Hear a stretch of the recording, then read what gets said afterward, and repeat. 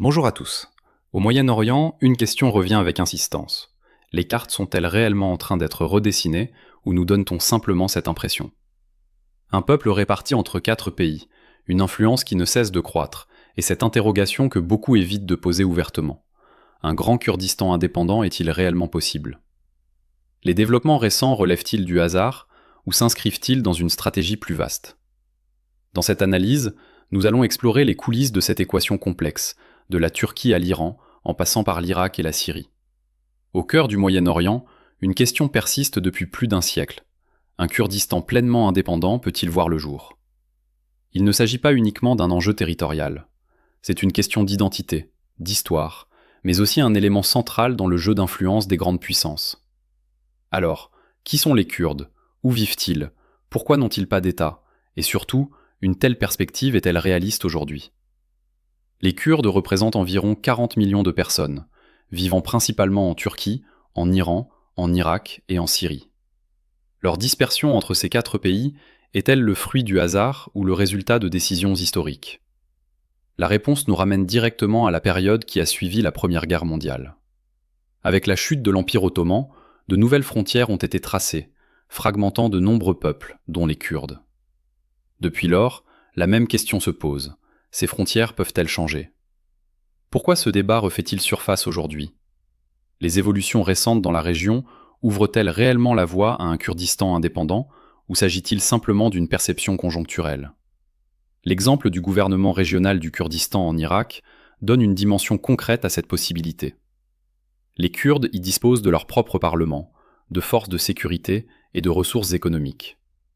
Pourtant, cette autonomie n'a pas abouti à l'indépendance.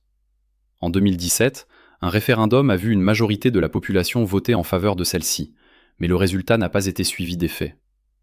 Les États-Unis ont pris leur distance, la France a clairement indiqué ne pas soutenir l'indépendance, et les pays de la région, notamment l'Irak et la Turquie, ont fermement réagi. Cela montre qu'un projet de cette ampleur ne dépend pas uniquement de la volonté populaire, mais aussi d'un ensemble de facteurs géopolitiques. Un autre développement majeur est l'expérience du Rojava en Syrie. Apparue dans le contexte de la guerre civile, cette entité a démontré la capacité des Kurdes à s'auto-administrer. Mais une question essentielle demeure. Cette structure peut-elle survivre seule? Ou dépend-elle du soutien de puissances extérieures comme les États-Unis? Si ce soutien venait à disparaître, que se passerait-il? À ce stade, les réponses restent incertaines. Le Rojava représente à la fois une opportunité et une structure fragile. En Turquie, la situation est encore différente. Le pays abrite la plus importante population kurde et possède un appareil étatique puissant. Ces dernières années, les débats autour d'un processus de dialogue ou de solution politique refont surface. En 2025, un nouveau processus a été évoqué à la suite d'un appel lancé par le dirigeant d'un parti de droite radicale. Toutefois, selon de nombreux analystes, ces discussions relèvent davantage d'une manœuvre politique conjoncturelle, d'autant qu'aucune avancée concrète n'a été réalisée et que la méfiance persiste entre les partis. Si une solution politique durable devait émerger en Turquie, renforcerait-elle l'idée d'indépendance ou au contraire, la rendrait-elle moins pertinente? La question reste ouverte. Peut-être faut-il la reformuler autrement. Pour les Kurdes, l'indépendance est-elle vraiment la solution la plus réaliste? Ou bien vaudrait-il mieux une démocratisation accrue de la Turquie, un renforcement des autorités locales, l'éducation dans la langue maternelle et des droits élargis? Du côté de l'Iran, la situation apparaît plus fermée. Le contexte des tensions avec les États-Unis a ravivé certaines interrogations.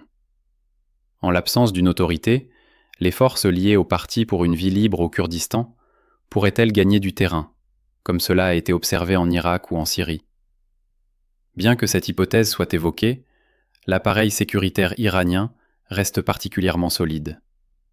Un changement interne majeur pourrait modifier la donne, mais, en pratique, ce scénario demeure peu probable à court terme. La question centrale reste alors la suivante. Une unification de ces 4 entités est-elle envisageable? Autrement dit, un grand Kurdistan peut-il réellement émerger? À ce niveau, une réalité s'impose. Même si la Turquie, l'Iran, l'Irak et la Syrie divergent sur de nombreux sujets, ils convergent lorsqu'il s'agit de s'opposer à une indépendance kurde. Pour chacun de ces États, il s'agit d'un enjeu direct de souveraineté et d'intégrité territoriale. La création d'un État kurde impliquerait une redéfinition de leurs frontières, ce qui les place naturellement dans le même camp. Les puissances mondiales jouent également un rôle déterminant. Les États-Unis et la Russie ont à certains moments soutenu les Kurdes. Mais jusqu'où ce soutien peut-il aller ? Permettrait-il réellement la création d'un État indépendant, ou les Kurdes restent-ils un levier dans les équilibres régionaux ? Jusqu'à présent, ce soutien apparaît surtout tactique. Il est présent lorsque c'est nécessaire, absent dans le cas contraire. Un autre facteur crucial réside dans les dynamiques internes kurdes. Les mouvements kurdes, répartis entre plusieurs pays, ne présentent pas toujours une unité totale. Sans leadership commun, sans stratégie partagée et sans objectifs clairement alignés, même un soutien extérieur ne suffit pas. L'histoire montre que l'absence d'unité rend la création d'un État extrêmement difficile. Face à ce tableau, faut-il conclure qu'il n'y a aucun espoir ? Pas nécessairement. Mais cet espoir pourrait prendre une autre forme. Il ne s'agit peut-être pas d'un État unique avec un drapeau, mais de structures politiques plus solides. L'avenir pourrait résider dans des régions kurdes autonomes, fortes et interconnectées. À la lumière des réalités actuelles, cette perspective semble plus crédible. En conclusion, la question « Un Kurdistan indépendant est-il possible ?», n'a pas de réponse simple. À court terme, cette éventualité paraît peu probable, en raison des équilibres régionaux et internationaux. Mais à moyen et long terme, les dynamiques peuvent évoluer. L'II nous rappelle qu'aucune frontière n'est immuable. Cependant, le changement ne réside pas uniquement dans la volonté. Il exige des conditions favorables, un moment opportun et une unité solide. La véritable question est peut-être celle-ci. Que veulent les Kurdes ? Et par quels moyens peuvent-ils y parvenir ? Car le chemin le plus direct n'est pas toujours le plus réaliste. Et vous, qu'en pensez-vous ? Soutenez-vous l'indépendance d'un peuple de près de 40 millions de personnes qui a été confronté à des interdictions linguistiques, à l'assimilation et à de nombreuses formes d'oppression ? Partagez votre avis en commentaire. N'oubliez pas de vous abonner à la chaîne et d'aimer la vidéo pour soutenir le contenu. À bientôt.